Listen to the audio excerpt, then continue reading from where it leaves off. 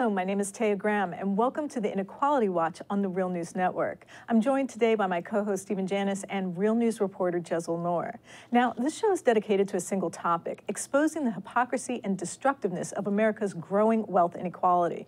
To do so, we'll look at specific examples of how this divide is exacerbated on a daily basis by the system itself. We will scrutinize and hold to account the politicians and capitalists who make it worse. And we will examine how this process points to larger truths about the power of the destructive pathos of the country's ultra-rich. We will also try to dispel myths and falsehoods that allow these same people to perpetuate the system that only benefits them.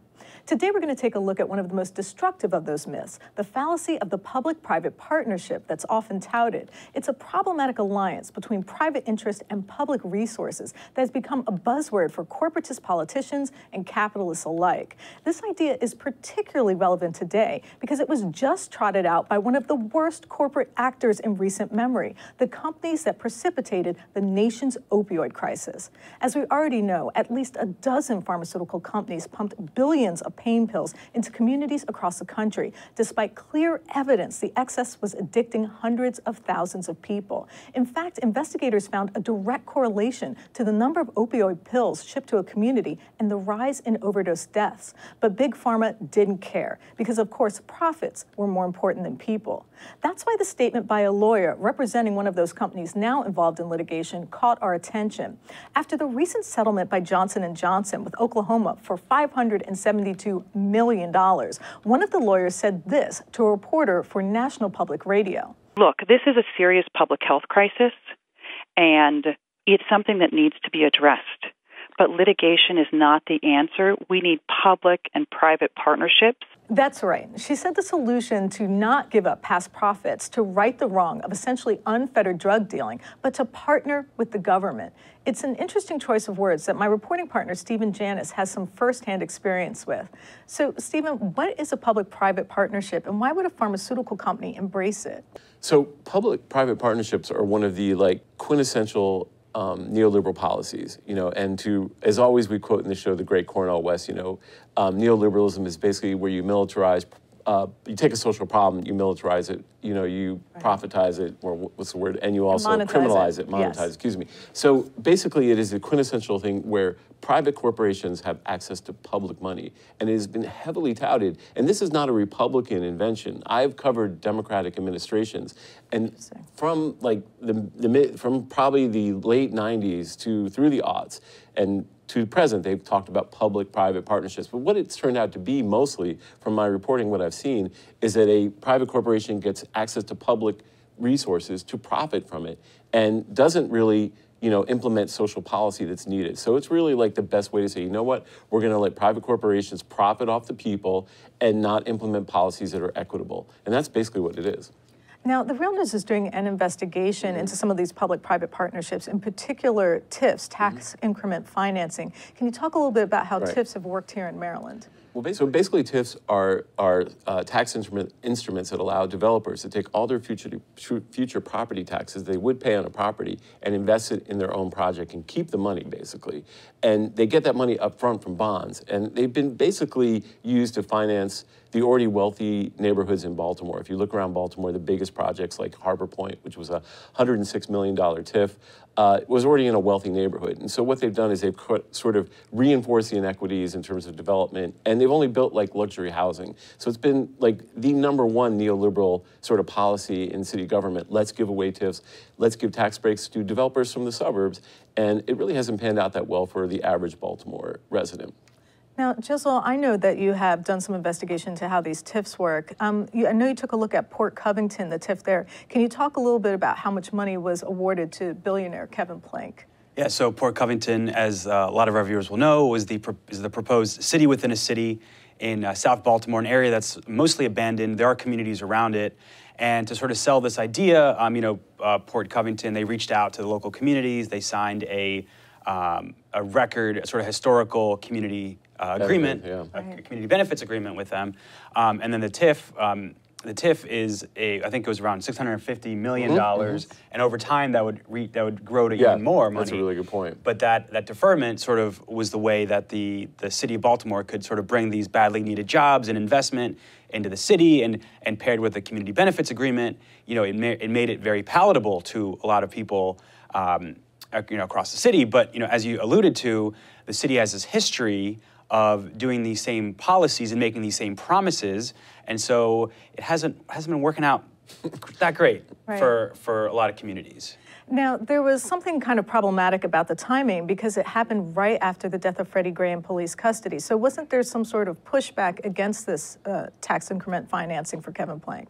Yeah, so one of the things that the death of Freddie Gray, the tragic death of Freddie Gray and the subsequent protests and uprisings and these promises for change we saw was the need for jobs. And so that was a major selling point for Port Covington, this, the new headquarters for Under Armour, this billion-dollar local company that's international. But what the uprising also exposed is that what Stephen was talking about, that we've been making these same investments in these same neighborhoods, these same areas. Exactly. But what about everybody else? There's what Dr. Lawrence Brown calls apartheid, and many people have called apartheid conditions, where you have really two cities that are as different as first world living conditions, first world life expectancies, and literal third world life expectancies, and you see the disparities that in murders, in crime, in violence. Talk about lead poisoning, and these are all legacies of historic policies, and I think it goes down to housing, having a roof over your head, of course, and throughout the city's history, it sort of weaponized it, and it's used it as housing as a weapon to extract wealth from poor families. I don't know of a study done in Baltimore, but I know in Chicago they studied it.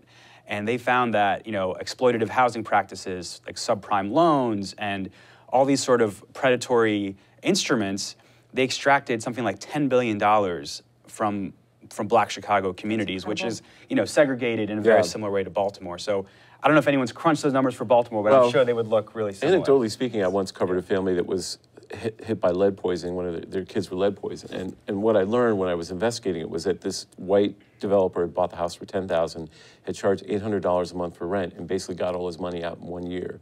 So you see it even on a micro level that the poisoned the kids, didn't get the lead out of the house, and then made enough money that it would be an extraordinary return for anybody, almost 1,000 or 100% return on investment. So it's exactly what's happened in Baltimore. And I know that a lot of the challenges that America faces, started with slavery. Obviously, they go back hundreds of years, but a lot of new scholarship has found that the racial wealth gap we see today is largely rooted in those same housing policies. And so. And those were, there's a book called Color of Law with Richard Rothstein, who we interviewed on The Real News. And, he basically argues because things like segregation and the denial of home loans to Black homeowners during the New Deal, which basically created and subsidized the white middle class in the suburbs, because those were intentional, racist, and unconstitutional policies, there has to be some amends made to right that wealth gap. And you see these issues amplified throughout our society, and you can't escape it. And with Harbor Point, which we talked about, the TIF was right in the middle of smack in the middle of a wealthy white neighborhood, and it was a $100 million subsidy. And so how is that addressing the the issues that Jez was talking about, the structural issues? It does not. Now, Stephen, we had done some of our own investigating on the ground here in Baltimore, and we were taking a look at how some of this money was spent. And there was supposed to be public parks created with this, the tax increment financing. But instead of a public park, can you talk about what we found? So one of the biggest arguments made about these TIFs and why they're necessary is that the developers and the people who support them will point to them and say it's for infrastructure. That somehow these developers, who actually in the county build their own infrastructure, need money for infrastructure in the city.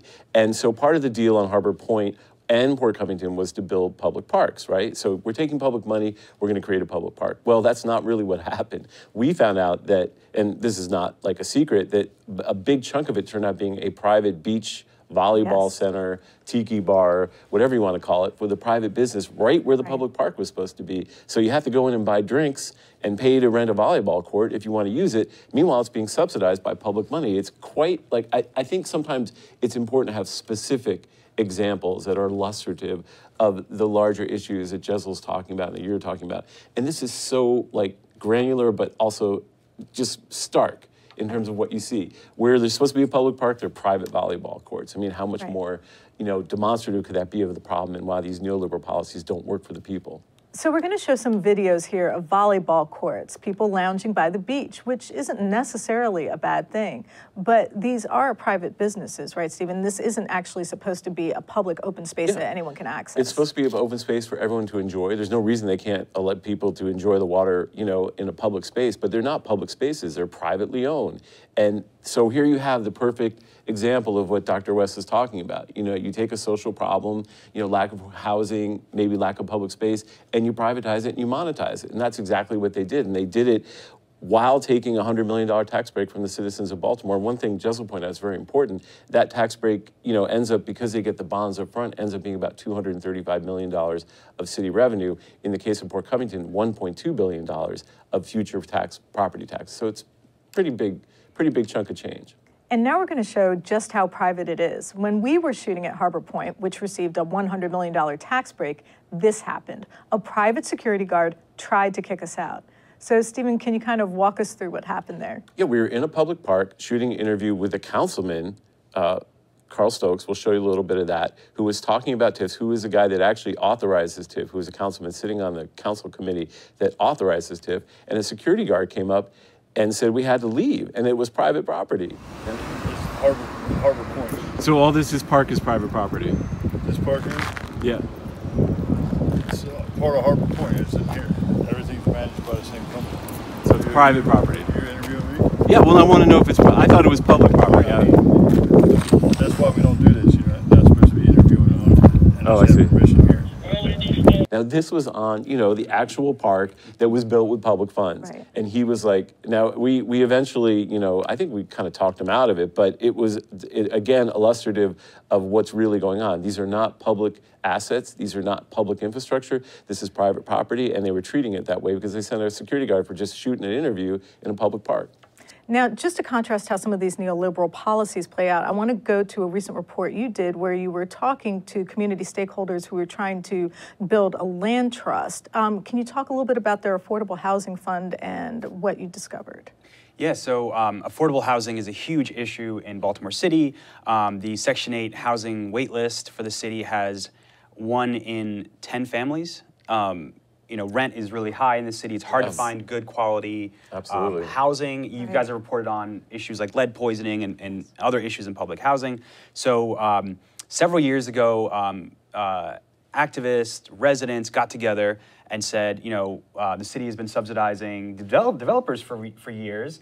Maybe it's time they subsidize the people and subsidize communities. So community land trusts are, I know they've existed for decades all over the country, and they exist in Baltimore too. And the idea is your land is owned by the community, the house is leased to an individual for 99 years, and in the community land trust model, that is affordable. It's made available to at an affordable rate, and and the community wants them in neighborhoods that have been traditionally disinvested so and redlined. They're going to avoid the communities. It's not going to be for the communities that already have like TIFs and stuff. It's going to be exactly. Right. And so the activists said, you know, we want these in our neighborhoods where we have to deal with slumlords and you know, you've seen the images of all the abandoned homes, the vacants. Yeah. You know, we want to take the power back and put ourselves in control. We've seen what happens when you put developers in control, put landlords, many of them are out of town, in control, put us in the driver's seat and let us have some power over it. So there was years of struggle, which actually I think is really important because they sort of set a model for how you can take on the government when it's refusing to act. So 2016, they gathered 17,000 signatures to get this ballot measure to create the Affordable Housing Trust Fund on the ballot in November. They got something like 87% of the vote. Then Mayor Catherine Pugh campaigned to support this fund. Yes, she did. We were there when she said, we were the 2020 thing, when she went on, she said she supported it. Yeah, and then she gets into office and says, we don't have the money. So the activists weren't done yet. They went back, started collecting signatures again. They held protests in City Hall. And then the mayor had to basically be like, all right, like, we're going to fund it. We're going to figure out this money. She had to give in. We have video of that. We'll be showing this while Jess is talking about people literally marching through City Hall. And so that was the next year, and so finally the city agreed to fund it, and part of it is done through taxes done on real estate transactions over $1 million. Liquidation taxes. Yeah, and part of it is money from the general fund that's going to go into it. So it's going to equal $20 million for the Affordable Housing Trust Fund by 2023. Right now, it's supposed to be about $15 million in that fund. So that was they ended up funding it last year, and so this year the Affordable Housing Trust Fund Commission, which consists of Baltimore residents, some are developers, and some are these activists. Some of these activists that have been fighting this issue for years now. They've been meeting every month to figure out their plan, what the best practices are. And so last month in Curtis Bay, some of the groups behind this push that got this all funded, they released a very detailed report outlining their demands. And their main demands are they want the land to be in community control, not go to developers, and they want it. And so it's all going to be affordable. But one of their main concerns is if it's not permanently affordable, then once that period of affordability is up, it's going to price out the current residents of those neighborhoods. Right. So it's going to end up doing more damage than good. It's going to go against the intent of their purposes. Right. So they detailed a report. And they've been meeting with the commissioners, and also the commission is overseeing it, but the Department of Housing and Community Development, DHCD, is the actual administrator of the fund. So on Tuesday, they actually got to hear DHCD's position, and so it was really interesting because they were like, they acknowledged this wouldn't have happened without the activists and their movement and their fight, which is absolutely true. And they said, we agree with your goals, but then they said we can't commit to them. Wow. We can't commit to them, and that's why in the video people are so angry because they're like, we fought for this. This is ours, and we're not going to quit fighting until you spend all of the money on things like community land trusts. Right now, the city says they can commit up to 1.5 million, but that's not enough for these activists. And it was honestly some of the most powerful testimony I've seen in the city, covering different events here for years. There was homeless youth saying, look, we work full-time jobs, but we can't make it in the city. We can't make it. And there's been so much violence in the city lately. And you hear young people saying, look, we're so desperate, we are driven to crime. Well, let's watch a little bit of that video right now and just take a look at what Jezreel reported. If it wasn't for our men doing criminals, we wouldn't be nowhere. My boyfriend got to sit here and rob people like y'all to get stuff from me so I can get to work. Because I'm working a dead-end job, making damn near nothing. Racial equity should be at the forefront.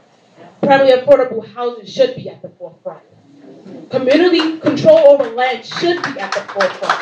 And that's why all these community members are standing here today, is because when this bill was fought for, it was fought for these things. Yes, so as you've seen, people are desperate in this city, and you see an explosion of crime. People are saying it's not safe. The union is up in arms about the police union, FOP. Yeah. We have a crime plan now. Yeah, but I just don't understand how people expect things to change if materials conditions aren't changed. They don't have a roof over their head. They can't get good-paying jobs. Which we also vetoed in this. And what's amazing is just before. Just before this occurred, where the city said they had no money, the city council unanimously passed a bill that would authorize a high-performance tax credit for people that build new dwellings, but they had to be, kind of expensive luxury dwellings, and they get 50% off their taxes over 5 or 10 years. So just before they said they had no money, they gave a tax break that the finance department said would disproportionately benefit white wealthy homeowners. That was in the report. And so, you got to think about who can live in these areas, who's welcome in these volleyball courts, and then you see the pain and the alienation in a lot of these communities, and so it's a recipe for violence and dysfunction. Absolutely. Are you surprised at all by the pushback by the city government that they're not embracing this, that they're not actually trying to help the activists? So in the city's defense, when they were pushed on it, they said, we just don't know how to do this yet. We don't have the mechanism, we don't have the infrastructure. And they emphasize that they want to work with the activists. They want to sit down with them. They understood that the activists aren't backing down. And so I think I was really impressed by how sort of the attitude the city took to it. So they weren't dismissive. Yeah, no, they understood. They understood that they aren't going away, and this is as the activists say, and as the city acknowledged, this wouldn't have happened without this years of activism And when you talk about how much, so it's 20 million. It's going to be $20 million by 2023. If you think about how many billions the city has spent on other, well, yeah, I mean, because we, change. We had did a calculation on the TIFs that we, came up with Luke Broadwater, a reporter from The Sun. They've committed $1 billion for tax increment finance, and that just goes in the pockets of developers who build apartments that have, studios for $1,400 a month. That doesn't even include the high performance market rental rate TIF that's given to, pilot, which is payment in lieu of taxes, that's given to every person who builds over 22 units anywhere in the city. And that's only spurred more luxury development, And, you have to think about how the city has one of the highest eviction rates in the country as well. It's because people default on their mortgages and they can't pay their rent. Yeah. And so one of the benefits that we hear about the community land trust is that because their mortgages are low, the cost is affordable for people living, up to 0% of the average income. So it's very, very affordable. The rate of people staying in their homes over 10 years is 10 times higher, according to one study, compared to a normal commercial mortgage. And that money is staying in the community. You're not dealing with an out-of-town landlord. Right.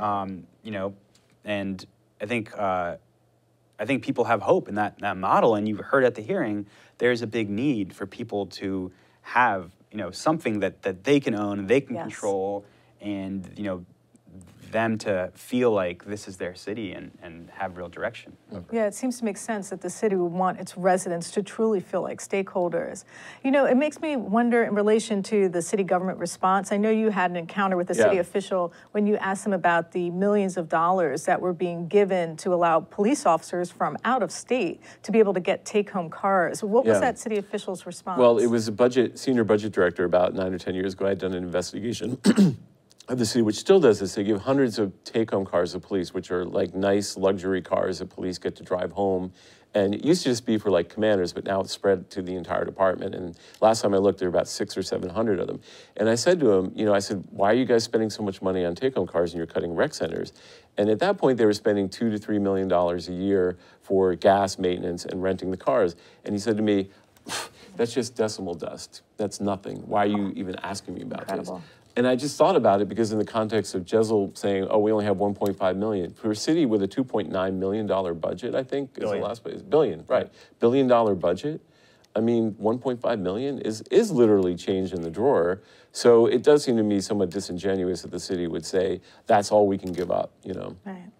So I think that's a good place to end this discussion. One thing is clear, that even in a city like Baltimore, mired in poverty, seems to embrace policies that only make it worse, and that a seeming disconnect raises a troubling question. Why would a city dole out tax breaks for rich suburbanites and become stingy on creating affordable housing for its own residents? Why would it turn over funds to a private developer and not make them keep their promises to build public spaces?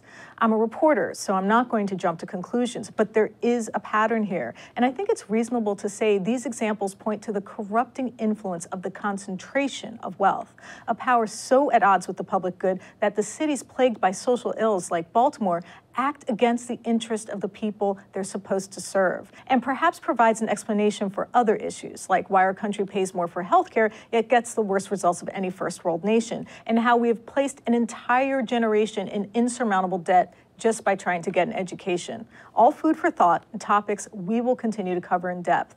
I'd like to thank my co-host, Stephen Janis, and Real News reporter, Jessel Noor, for joining me for this episode of the Inequality Watch. I'm your host, Taya Graham. Please feel free to share your thoughts with me on Facebook and Twitter at Taya's Baltimore. And thank you for joining us on the Real News Network.